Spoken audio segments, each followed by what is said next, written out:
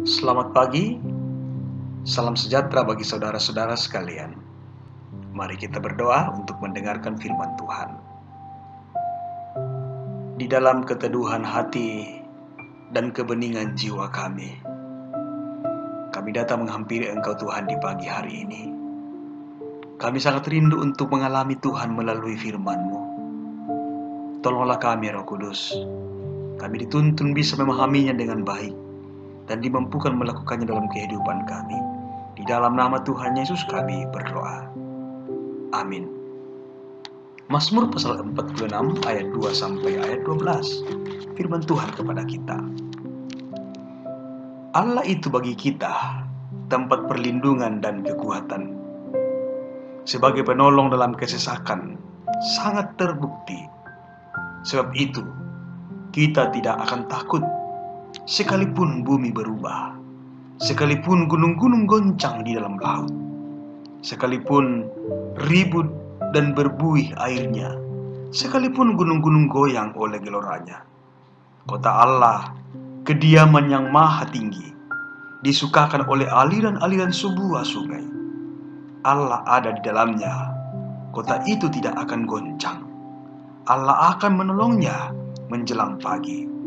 Bangsa-bangsa ribut, kerajaan-kerajaan goncang.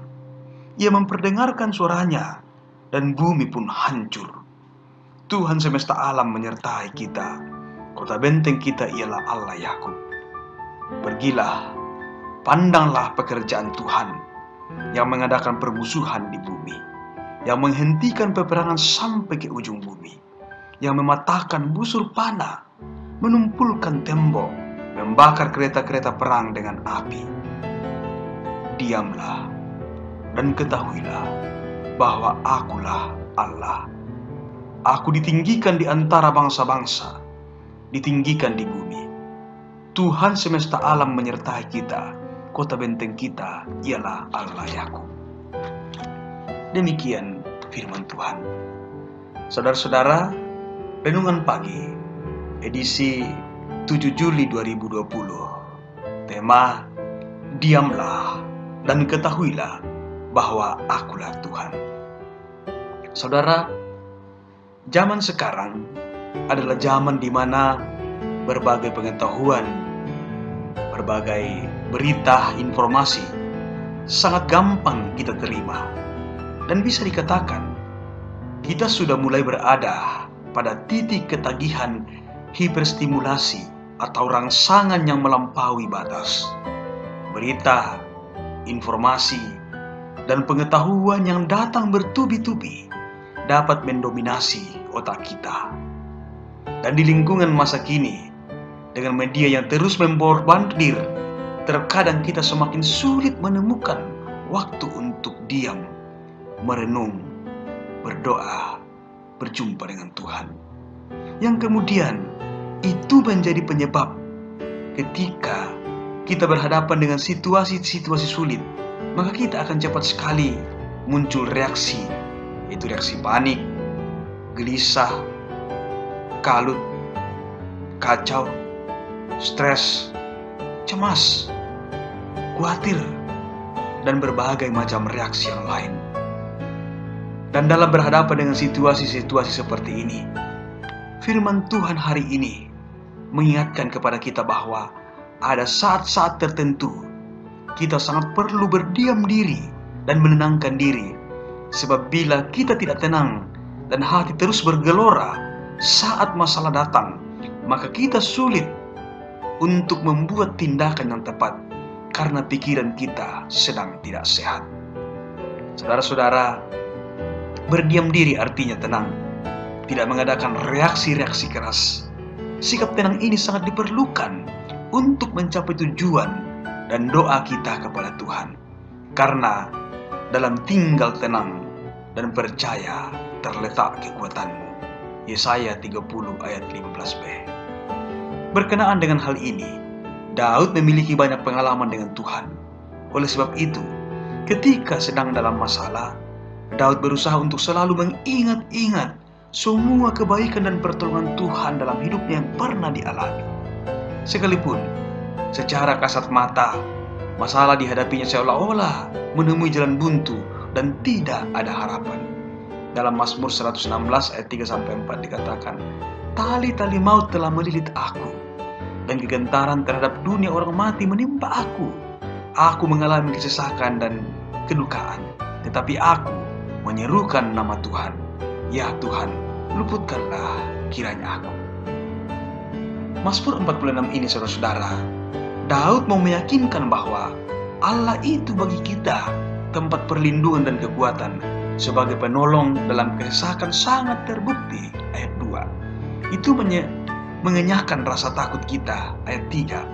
Dan mengalihkan fokus kita dari gejolak dunia untuk memandang pada damai Allah dan menciptakan keyakinan yang menenangkan bahwa Tuhanlah yang memegang kendali atas hidup kita. Ayat 11. Saudara-saudara, Daud percaya bahwa Tuhan pasti memberikan pertolongan tepat pada waktunya. Hal ini semua kita dapatkan ketika kita dalam diam dan keheningan bersama dengan Tuhan. Saudara-saudara, sehebat apapun gempuran di dunia yang akan melemahkan iman kita, dan seberat apapun masalah yang kita alami saat ini, hendaklah kita tetap tenang supaya kita dapat berdoa dan kita akan menemukan ketenangan batin di sana.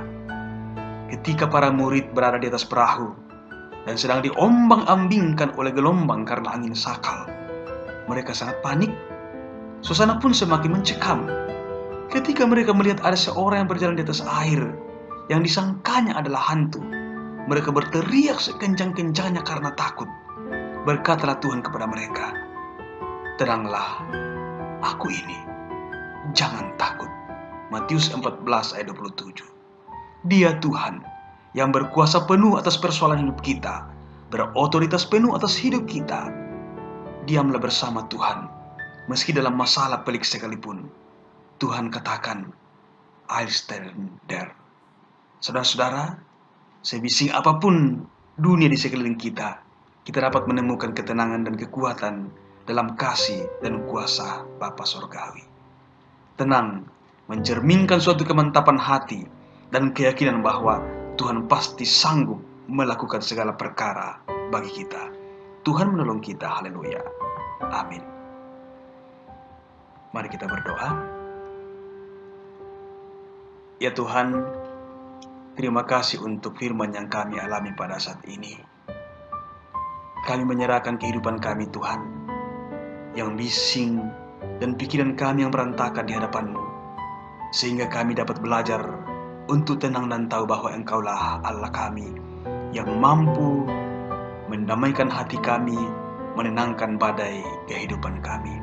Oh Tuhan, lanjutkanlah kasih-Mu, pemeliharaan-Mu kepada kami sekalian, dan biarlah kami terus berjalan dalam tuntunan kasih sayang Tuhan. Ampuni kami Tuhan, terima doa kami, karena doa ini kami bawa dalam nama Tuhan Yesus. Itulah Tuhan dan Juru Selamat kami. Kami datang berdoa kepada Bapa di sorga. Amin.